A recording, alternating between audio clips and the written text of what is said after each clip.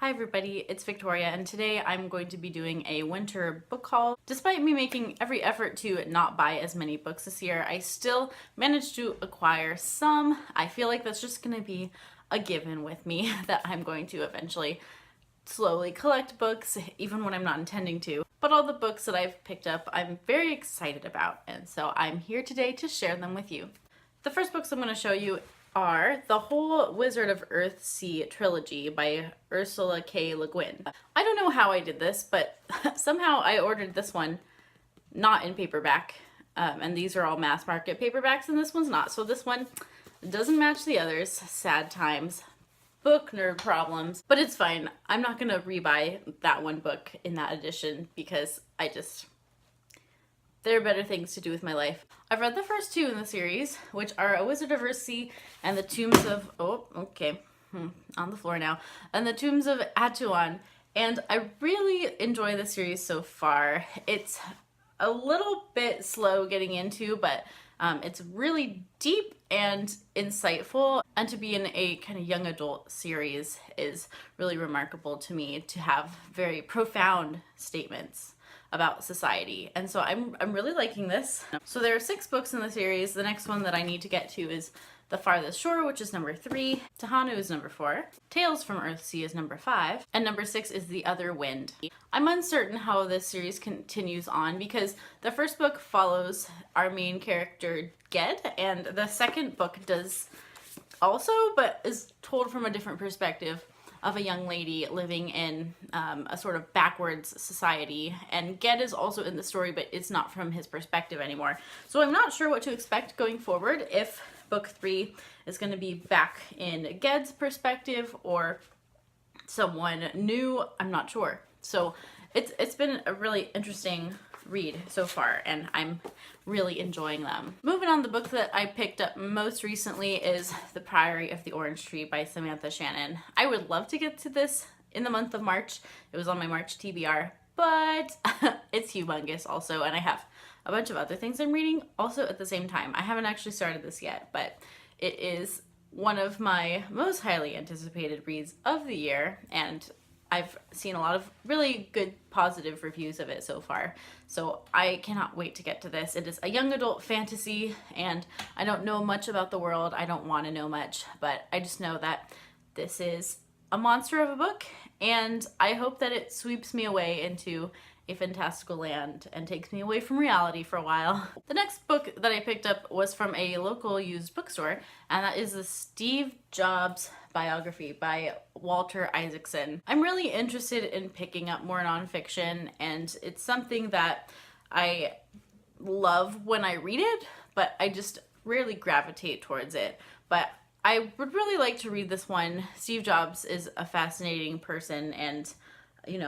Apple has revolutionized technology and the way we use it and all of that. So I really hope that this is a good read and that it's interesting. I think it will be, but we'll see. I also rarely read biographies, and I would love to get into more of them. And so I'm looking forward to this one when I eventually pick it up. The next book I have to show you I've already read, and that is Black Leopard, Red Wolf by Marlon James. This is a very interesting book. I have a whole book review on it, and I have a vlog also where I was reading it, so you can see my thoughts there. I won't go into this too much right now, but this is a African fantasy, very much in the style of literary fiction.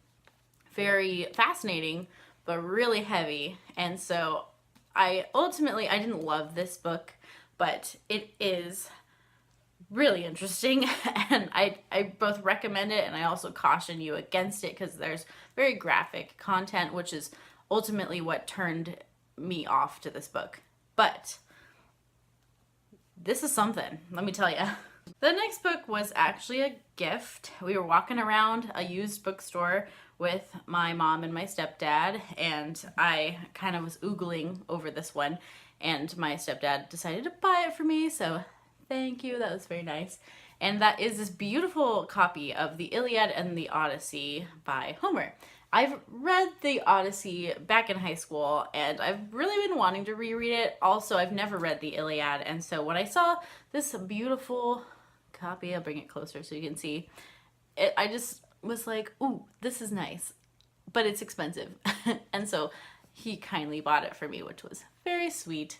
But yeah, maybe I will read the Iliad someday, or reread the Odyssey and then reread the Iliad. I don't know. I'm actually not sure what is the correct way to go about this, but it looks pretty on my shelves. If you've been following my channel for a little bit, you know that last year I picked up manga kind of for the first time, and I started with Fruits Basket. I kind of a little bit lost interest and put it down, but I did grab the 4th volume. I left off on the 3rd volume, and I did decide to order the 4th on Amazon. So I'm still continuing with this. I've kind of forgotten some things, so I might have to do a little bit of rereading in this series to catch me up, but I would still like to try and see if this manga is for me, or if manga is for me in general. I think there's probably better series to do if I'm trying to get into it. I've seen lots of recommendation videos mentioning Full Metal Alchemist and Death Note, and really popular ones like that. So I don't know, this was a really popular one too, but it seems like it's just kind of like a younger audience, which is fine, which is great, and it's super cute, and I enjoy it. I do. So I just didn't feel really compelled to continue with it right away, so I would like to though. So 4th volume of Fruits Basket. The next book I was really excited to find used, because I think it still goes for a pretty penny if you get it new, but that is Good Omens by Neil Gaiman and Terry Pratchett. I'm a fan of Neil Gaiman. I really wanted to read Terry Pratchett throughout my life, and for some reason just haven't started the Discworld series. I've been very honestly intimidated by Terry Pratchett's huge amount of novels and works, and so I thought this would be a good place to start, because I already like Neil Gaiman, and I think, is there a TV show coming out of this, or movie, or something?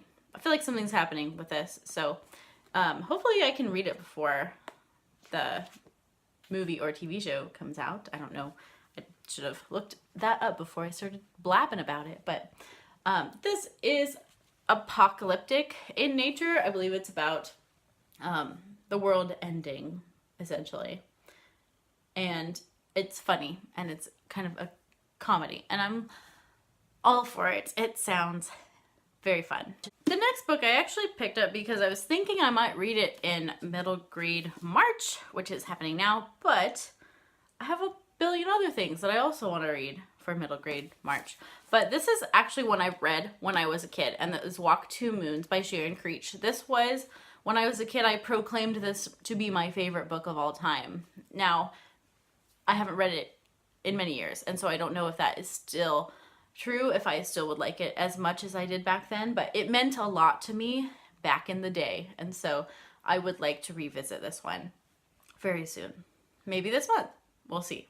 Probably not. So on my way to teach a flute lesson at someone's house, I drove by a little, what do you call them? Like library that people put outside their houses, and you can like take books and put books in it. And so I took a few. I'm going to put some in it. I promise. I'm not just going to take from it, but I will put more in there. But a couple books that I took from it. The first one being Unbroken by Laura Hillenbrand. And I actually recently saw Summer Dawn read this book last year, a few months ago perhaps. And I remember her really liking it and being impacted by it. And this is about a boy named Louis Zamperini. This is a true story. He is an Olympic runner, I believe, and he becomes an airman in World War II, and his plane crashes in the ocean, and he is left to survive in the middle of open ocean. This book was rated the top nonfiction book of the year by Time winner of the Los Angeles Times Book Prize for biography. And so again, picking up biographies, picking up nonfiction, and wanting to get more into that genre. So this one I'm looking forward to because I've heard people talk about it very positively, and it sounds like a harrowing and amazing and inspiring tale. I'm gonna be honest and say I don't know anything about this next book, and that is Homage to Catalonia by George Orwell. I read 1984 2 years ago. Yes, 2 years ago. In 1984, it became one of my favorite classics of all time. When I saw this nice copy of Homage to Catalonia, I wanted to pick it up. I was actually looking actively for Animal Farm in my used bookstore, but they didn't have it. And so they had this, and so I decided to pick this up. And I thought it was a kind of a neat cover too, and in very good shape. But again, I don't know what this is about at all. The next book I have to show you is Song of Achilles by Madeline Miller. This is a very, very popular author right now, especially her book Circe, which I believe came out last year. I've just seen non-stop rave reviews for that book, and for this book too. This what I believe was her debut, and this is a Greek retelling of the story of Achilles. In fact, if you've read this one, can you let me know what you thought of it? Because I've heard more people talk about Circe than talk about this one, but I think it's her debut, so I want to start with her first book. Next up, I found Still Alice by Lisa Genova. Last year, I read a Lisa Genova book. I read Every Note Played, I believe, which was about a pianist who develops ASL and how that affects his life and his career and identity and family.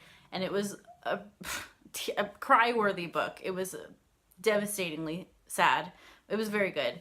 And I know this is Lisa Genova's most popular book, I feel like, I've heard associated with her. So this is Still Alice, and this is just the movie cover, I believe. I have not seen the movie. So I'll read the book first and then probably watch the movie. This book is kind of around the same lines as Every Note Played, but it's about a woman who develops early onset Alzheimer's. And so it's about her struggle with that and coping with losing her memory and yeah, all the fun things that come with Alzheimer's. So looking forward to this one. I know it'll be a heavy, probably sad read, but Lisa Genova's previous book that I read was very good, and so this will be good too, I'm sure. And finally, the last book I have to show you is Looking for Alaska by John Green. John Green is a popular YA author that I have not actually read yet. I don't know if this is a good place to start. Let me know if you've read it, but I think this is a very well-liked one of his, an impactful one. And I also have An Abundance of Catherines, which seems on Goodreads has a little lower ratings, if that counts for anything. But Looking for Alaska, I feel like I've heard talked about very positively, but I could be wrong about that. I want to say this is one of the books that kind of put John Green on the map and has an award, as you can see. And so, yeah, hopefully I like it too. All right, I think that's all the books that I've picked up in recent, maybe last 2 or 3 months. And so it's, it's still a pile. I have unhauled some books throughout accumulating these, so I don't feel so bad. But it's still a few more books than I had intended, so that's okay. If books make you happy, get more books. Let me know if you've read any of these. I'd be curious to know. Thank you so much for watching this video today, and I hope you enjoyed. I hope you have a lovely day and a beautiful week, and subscribe to my channel if you want to see more content from me, and I'd love to chat with you in the comments and connect with you. Have a great day. Bye.